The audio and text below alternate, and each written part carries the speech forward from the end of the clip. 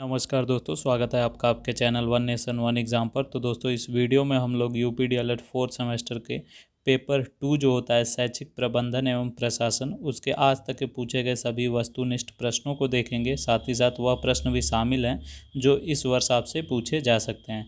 तो पहला प्रश्न देखते हैं, जो कि है प्राथमिक कक्षाओं के बच्चों को पाठ्य पुस्तक निःशुल्क उपलब्ध कराई जाती है तो राज्य सरकार द्वारा। लर्निंग कॉर्नर द्वारा बच्चों में गुण विकसित होता है। स्वयं द्वारा अवलोकन करने पर, निष्कर्ष निकालने पर, निरीक्षण करने पर, यानी उपयुक्त सभी। अगला प्रश्न है, परिषदीय प्राथमिक विद्यालयों की कक्षा 2 में निर्धारित कुल पाठ्य पुस्तकों की संख्या है दोस्तों, वह है 4। सामान्य रूप से विद्यालय में कुल कितनी प्रकार की समय सारणी बनाई जाती है तो 1 प्रकार की। समय सारणी उत्तम साधन है दोस्तों नियमित शिक्षण अधिगम प्रक्रिया का। छोटे बच्चों के लिए एक पीरियड की उपयुक्त अवधि होती है 30 से 35 मिनट की। सभी अभिलेख होने चाहिए सही, वैध एवं विश्वसनीय। जिला समन्वयकों के पद सृजित किए जाते हैं तो दोस्तों इसका उत्तर होगा जिला बेसिक शिक्षा अधिकारी के अधीनस्थ द्वारा। अगला प्रश्न है, विद्यालय प्रबंधन के अंतर्गत किस संगठन का समन्वय नहीं होता है तो वित्तीय संसाधन। विद्यालय में शिक्षण के अलावा बच्चों में विकास हेतु विशेष ध्यान दिया जाना चाहिए अंतर्निहित गुणों एवं शक्तियों पर। तो कक्ष में बच्चों के लिए फर्नीचर की व्यवस्था होनी चाहिए उनकी शारीरिक अभिवृद्धि के अनुसार। अगला प्रश्न है, अधिगम प्रबंधन का महत्वपूर्ण पक्ष है वह है प्रशासन। अगला प्रश्न है, मान्यता के अनुसार बच्चों में अधिक नज़दीक होते हैं उनके माँ। अगला प्रश्न है, ग्राम शिक्षा समिति का सदस्य सचिव होता है बेसिक स्कूल का प्रधानाध्यापक। उचित वित्तीय प्रबंधन निर्धारित करता है प्रबंधन की सफलता को। शिक्षा प्रबंधन का प्रमुख कार्य है नियोजन करना। औपचारिक रूप से संगठित समूहों में व्यक्तियों से मिलाकर कार्य करने की कला ही प्रबंधन है, यह कथन है F.W. टेलर का। अगला प्रश्न है, विद्यालय प्रबंधन में महत्वपूर्ण भूमिका होती है प्रधानाध्यापक, बच्चों, शिक्षक सभी की। प्राथमिक शाला के लिए ग्रामीण क्षेत्र में भवन हेतु स्थान का चयन करते समय ध्यान रखना चाहिए कि गांव के समीप खुले मैदान में हो। अगला प्रश्न है, मानवीय प्रबंधन के घटक हैं तो वह हैं शिक्षक, छात्र छात्राएं और समुदाय। समय सारणी का सर्वाधिक महत्वपूर्ण गुण है दोस्तों लचीलापन। अगला प्रश्न है, विद्यालय समुदाय के परस्पर सहयोग का प्रमुख उद्देश्य है छात्रों में अध्ययन के प्रति रुचि जागृत करना। बुक बैंक से संबंधित पंजिका नहीं है तो वह है दान पंजिका। व्यायाम की आवश्यकता होती है बालक के शारीरिक विकास हेतु। यदि एक बालक कक्षा में स्वच्छता के साथ नहीं आता है तो उसे स्वच्छता के लाभ बताने चाहिए। अधिकारियों द्वारा किए गए निरीक्षण विद्यालय के कार्य के घंटों तथा विद्यालय को प्रभावित करने वाली अन्य गतिविधियों का उल्लेख किया जाता है लॉक बुक में। जिला बेसिक शिक्षा समिति का गठन किया गया 1971 में। भारत में विद्यालय निरीक्षण पद्धति का प्रारंभ हुआ अंग्रेजों के शासनकाल में। विद्यालय की बौद्धिक प्रयोगशाला है पुस्तकालय। संचयी अभिलेख पत्र में लेखा रखा जाता है तो छात्र की प्रगति का। प्रकृति प्रदत्त शिक्षण अधिगम सामग्री नहीं है मानचित्र।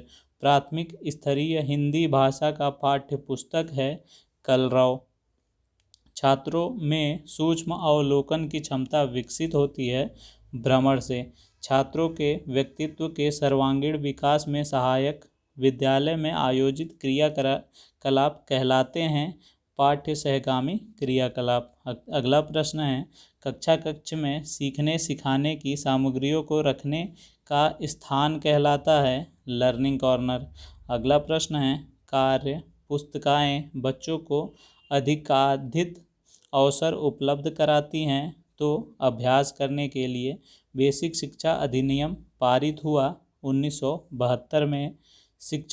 शिक्षकों को शैक्षिक सपोर्ट प्रदान करने हेतु जनपद स्तर पर स्थापित अकादमिक संस्था है, तो वह है जिला शिक्षा एवं प्रशिक्षण संस्था। विद्यालय में सभी कक्षों में नियमित पठन पाठन हेतु बनाई जाती है समय सारणी। विद्यालय समय सारणी होनी चाहिए लचीली। राज्य हिंदी संस्थान उत्तर प्रदेश स्थित है वाराणसी में। अगला प्रश्न है, जिला शिक्षा एवं प्रशिक्षण संस्था में विभागों की संख्या है 7। इंदिरा गांधी राष्ट्रीय मुक्त विश्वविद्यालय यानी इग्नू की स्थापना हुई 1985 में। अध्यापक शिक्षा संस्थानों को प्रमाणित करने का कार्य करने वाली संस्था है राष्ट्रीय अध्यापक शिक्षा परिषद। राज्य शिक्षा संस्थान की स्थापना किस वर्ष की गई? तो 1964 में। NCTE का गठन किया गया 1995 में। कस्तूरबा गांधी बालिका विद्यालय में प्रवेश लेकर किस कक्षा तक शिक्षा दी जाती है? तो 8वीं कक्षा तक। सब पढ़ें सब बढ़ें किसका उद्देश्य है?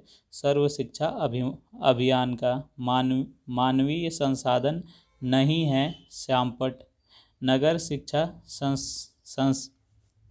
संसाधन केंद्र जो कि नगर क्षेत्र के लिए का संक्षिप्त रूप है URC।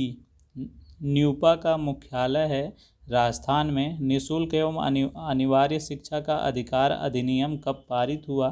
तो 2009 में। पाठ्य सहगामी क्रियाकलाप की विशेषताएं हैं शैक्षिक तथा सांस्कृतिक कार्यक्रम, राष्ट्रीय पर्व, वृक्षारोपण। सभी। शिक्षक दिवस मनाया जाता है 5 सितंबर को। सामान्य अभिलेख हैं तो लॉक बुक, MTA, PTA यानी सभी। अध्यापकों से संबंधित अभिलेख हैं उपस्थिति पंजिका, अध्यापक डायरी, अवकाश पंजिका यानी सभी। लॉक बुक है विद्यालय की डायरी। लोच का सिद्धांत संबंधित है समय सारणी से। न्याय का सिद्धांत संबंधित है समय सारणी से। डायट मेंटर है डायट संकाय का सदस्य। मानवीय प्रबंधन के कितने घटक होते हैं? 3।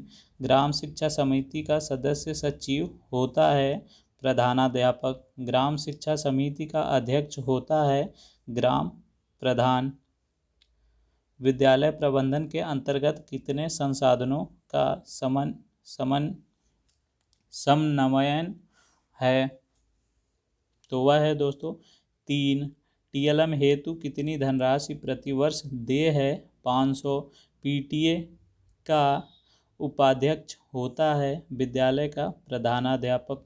BRC समन्वयक द्वारा सत्र में प्रत्येक विद्यालय की कितनी बार निरीक्षण आवश्यक होता है? तो 2 बार। विद्यालय श्रेणीकरण बिंदु के अंतर्गत छात्रों के नामांकन एवं उपस्थिति प्रतिशत के लिए कितना अंक दिया जाता है? तो 15 अंक। समय सारणी के प्रकार हैं सामान्य समय सारणी, विषय अध्यापक की समय सारणी, खेलों की समय सारणी यानी उपयुक्त सभी। सामान्य बच्चे तथा विकलांग बच्चे एक साथ विद्यालय में शिक्षा प्राप्त करते हैं किसके अंतर्गत? तो समेकित शिक्षा के अंतर्गत। ग्राम शिक्षा समिति में कितने अभिभावक होते हैं? 3। ग्राम शिक्षा समिति के कुल कितने सदस्य होते हैं? 5। ग्राम शिक्षा समिति में कितने महिला अभिभावकों का होना आवश्यक है? 1। ग्राम शिक्षा समिति का गठन किस धारा के अंतर्गत आता है? तो धारा 12। वर्तमान शिक्षा प्रणाली बाल केंद्रित है। कक्षा 1 में कुल निर्धारित पाठ्य पुस्तकें हैं 1। प्रदेश में संस्कृत विषय का पठन पाठन किस कक्षा में प्रारंभ किया गया? कक्षा 3 में। समय सारणी दर्शाती है बच्चों की अधिगम प्रक्रिया को, शिक्षक की शिक्षण प्रक्रिया को, प्रधानाध्यापक के नेतृत्व को यानी सभी क्रियाकलापों को, पाठ सहगामी क्रियाकलापों के संचालन का दायित्व सौंपना चाहिए शिक्षक को। अगला प्रश्न है, प्रत्येक जनपद में कार्यरत जिला समन्वयक अधीन होते हैं? तो उत्तर होगा जिला बेसिक शिक्षा अधिकारी के।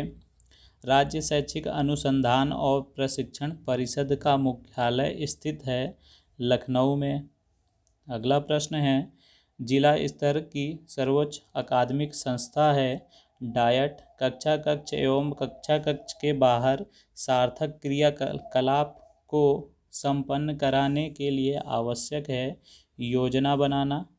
समस्या समाधान का प्रमुख अंग है निर्णयन प्रक्रिया। अगला प्रश्न है, विद्यालय में भवन, फर्नीचर, पेयजल एवं शौचालय आदि की व्यवस्था की जा सकती है ग्राम शिक्षा समिति द्वारा, समुदाय द्वारा, अभिभावक, शिक्षक संघ द्वारा यानी उपयुक्त तीनों के सहयोग द्वारा। NCERT स्थित है नई दिल्ली में। ग्राम शिक्षा समिति के गठन के लिए आवश्यक है एक महिला का होना।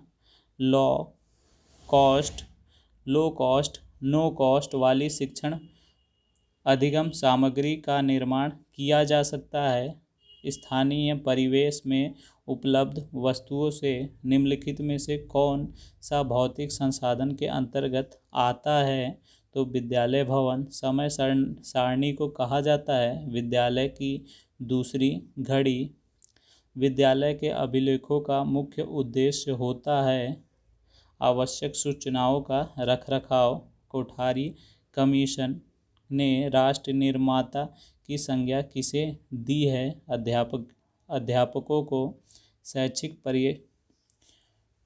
पर्यवेक्षण का मुख्य उद्देश्य होता है सामान्य निर्देशन देना। राज्य शिक्षा संस्थान कहाँ स्थित है? प्रयागराज में।